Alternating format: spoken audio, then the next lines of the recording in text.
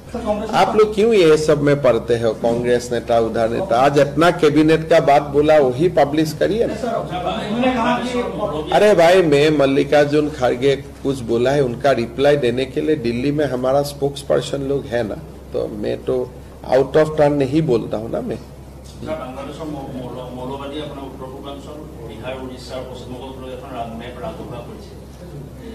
কৰাটো কোনো আপত্তি নাই, মানুহে নিজৰ বস্তু নিজে লিখি থাকিব পাৰে। আমিও এখন মেপ উলিয়াই দিলে হ'ল বাংলাদেশখনক অসমত লৈ পেলাই।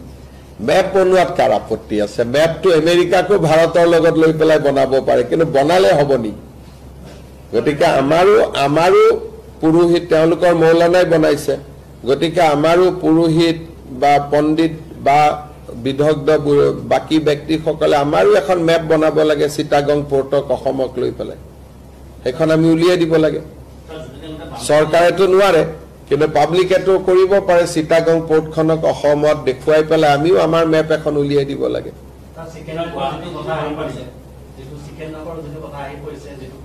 তেওঁলোকৰ দুটা চিকেন নেক আছে, আমাৰ ভাৰতৰ এটা চিকেন নেক আছে আৰু বাংলাদেশৰ দুটা চিকেন নেক আছে।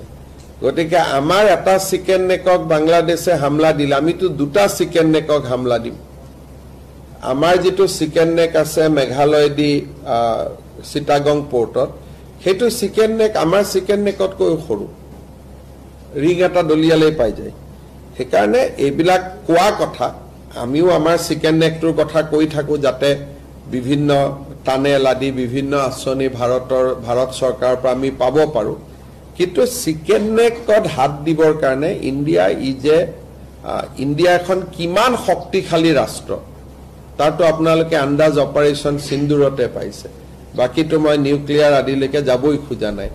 বাংলাদেশে মিনিমাম 14 বাৰমান জনম ল'ব লাগিব যে ভাৰতৰ কিবা হাত দিয়াৰ কাৰণে। গতিকে বাংলাদেশক ইমান গুৰুত্ব দিয়া কথা নাই। ইটছ এ স্মল কাণ্ট্ৰি আৰু ভাৰতৰ লগত তাৰ তুলনা নহয়।